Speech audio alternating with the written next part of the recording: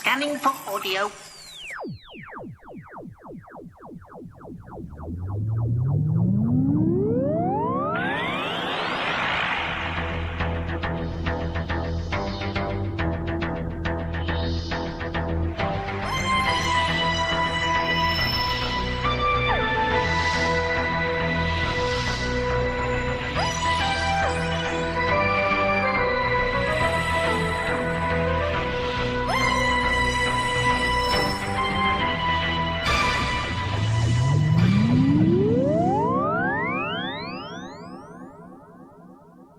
Welcome to a Tin Dog Podcast. Now, I know it's been a couple of weeks since I've managed to upload anything, and that's because I've lost the power unit for my laptop. It's just gone. It was plugged in one day, and now it's just vanished. I've a terrible feeling it's been thrown out, so what I'm doing is I'm giving in and I'm recording some podcasts. God knows when I'll be able to upload them. You'll probably get a shed load all in one go. So sorry it's been a while.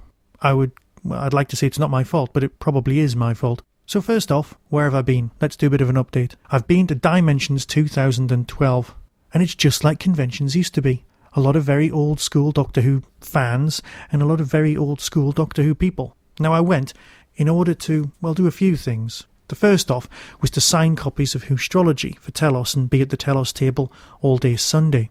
I sold quite a few copies, and everyone who opened it looked up their birthday, because let's face it, that's what they do whenever you open a copy of Whostrology. Smiled, laughed, and bought one, which is pretty good. Anyone who opens a copy is happy, and that's something that, money can't buy. Well, it can if you go to the Telos website.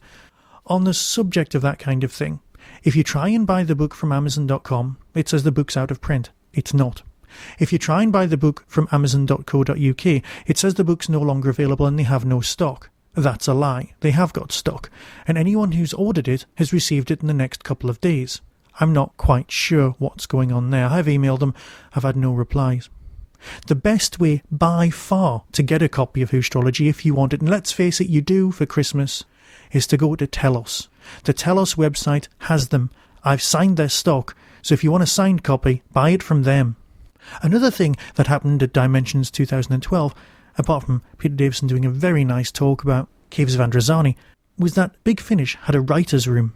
Now, there was only a handful of us in there, including the writers, but it was absolutely superb. Had a brilliant time, came home ridiculously inspired, and have been hammering away at, my netbook and my mobile phone trying to write things. So far I've got a handful of ideas all ready for the next open submissions deadline. Not that I'll make it through the door, but we can all live in hope. And if you don't live in hope, what are you living in? So like I said, that was my first ever signing session. It went down remarkably well. There's interviews in the local paper and a few other places, as well as, I'm sure you've already had this upload, the Fish Custard fanzine. There's interviews coming up on Podshock, and yes, Podshock. I don't know if any of you are already aware, because of course Podshock's release schedule's been knocked on the head, but Ken Deep's not a well man. Well, he's home from the hospital now. He has had a minor heart attack, and all the best goes out to Ken and, everyone over there and Ken's wife, and I really hope he gets better and comes back to us soon. Be happy, be healthy, and get well soon. Be happy, be healthy, and get well soon. The doctor will tell you what is good for you. Be happy, be healthy, and get well soon. Be happy, be healthy, and get well soon. Be happy, be healthy, and get well soon. And if you're feeling poorly, just remember this tune. Be happy, be healthy, and get well soon. 'Cause the doctor and nurse, they know what to do. They do. They'll always take good care of you. Be happy, be healthy, and get well soon. Be happy, be healthy, and get well soon. The doctor will tell you what is good for you. Be happy, be healthy, and get well soon. You see, I was about to go into a whole thing about you possibly leaving a review on Amazon saying how lovely the book is, but to be honest, I'm kind of distracted by one of my peer group, Ken, having a heart attack. Perhaps I should throw myself into some sort of exercise regime rather than just sitting here reviewing things. Other things that we've missed of late, well, that would be the Children in Need special. I'll put those on at the end after the credits, but I can talk about them now. Now, if you're a spoilerphobe, stop listening because that's all I'm going to talk about, and I'll be back with another podcast about something else very, very soon. Are you still with me? I thought you would be. Basically, it got split into two very distinct sections, something called a mini-sode. Now, I'm not sure that that's a real word. A mini-sode or prequel, or, well, wouldn't even be a prequel because... What did Frankie Howard used to call prologue? Yes, it's a prologue. The prologue to the episode that's going to be on at Christmas. We've got so used to using the word prequel that we start using it when it's not really applicable.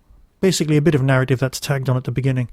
Now I say Frankie Howard because he used to say that in Pompeii, but I'm also saying Frankie Howard because, let's face it was hardly the most serious piece. The voiceover, the delivery, and it's nice to see the return of a variety of characters last seen in A Good Man Goes to War, despite the fact that one of them seems to be dead. But let's face it, it's timey-wimey.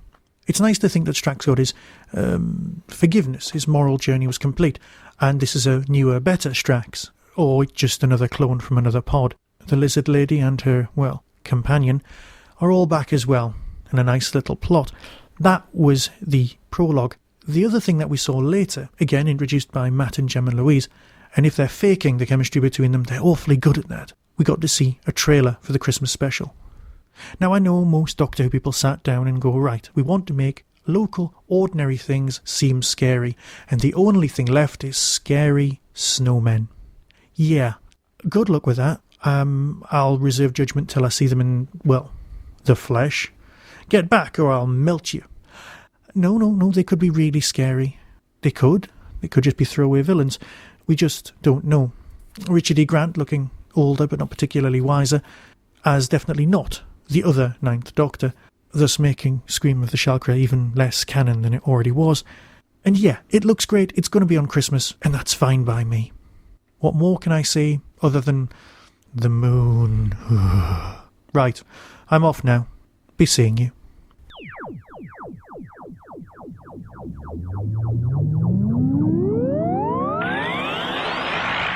You've been listening to the Tin Dog Podcast. Doctor Who and its associated shows are copyright of the BBC. No infringement is intended. To contact the show, email tin-dog@hotmail.co.uk. To order, or simply find out more about the book Whostrology, the Time Traveller's Almanac, visit whostrology.com. The Tin Dog Podcast is a founder member of the Doctor Who Podcast Alliance.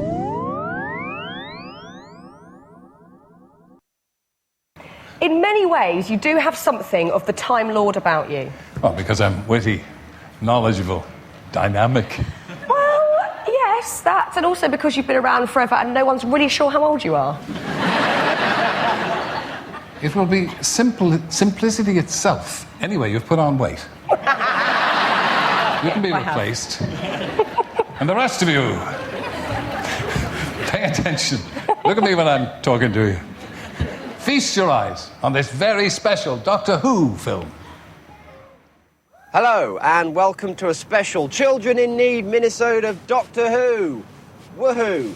And not just any minisode, that's just what we call them. This is a prequel to the Christmas special.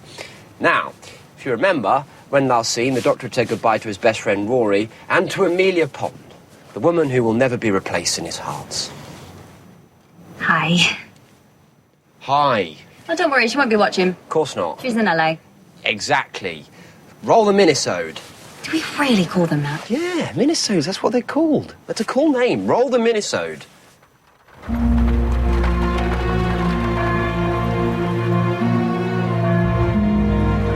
In London in the time of Queen Victoria, there were many tales of a remarkable personage known as the Great Detective.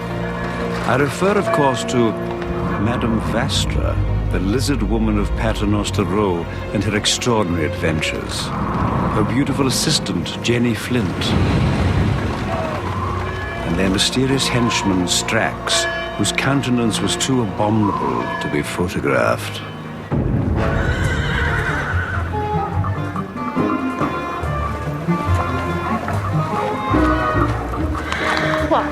There are also accounts of a fourth member of the Paternoster gang, a shadowy figure whose assistance was only sought in the direst emergencies. I'm so glad you came. We have news that I think of particular interest to you.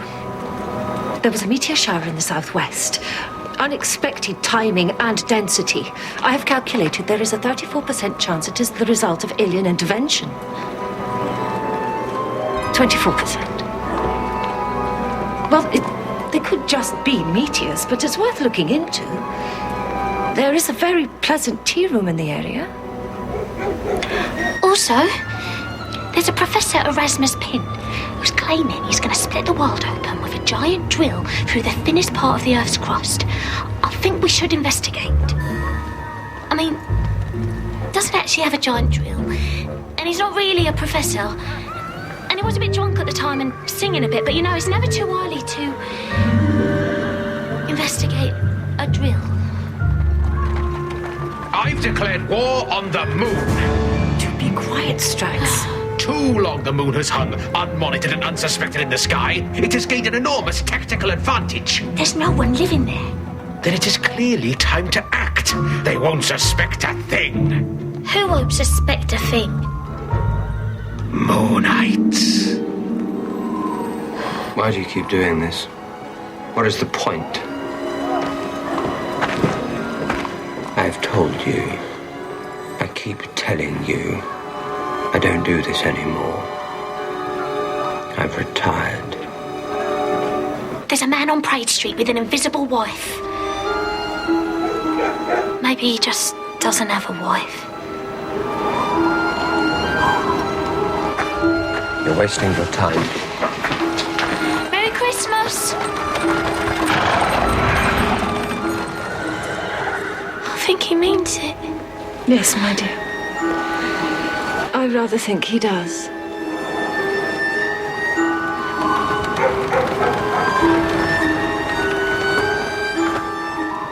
Damn moon.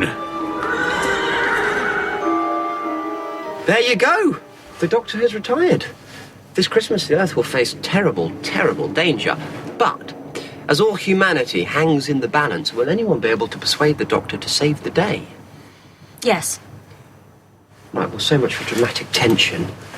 Blimey, Jenna. Right, see you later for the very first showing of the Christmas trailer. See you later.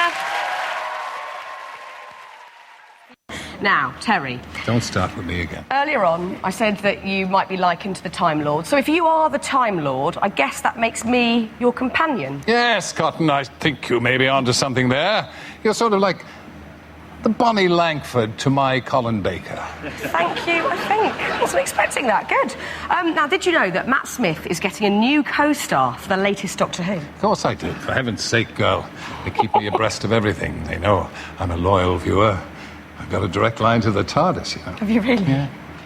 Time now for an exclusive preview of the Doctor Who Christmas special.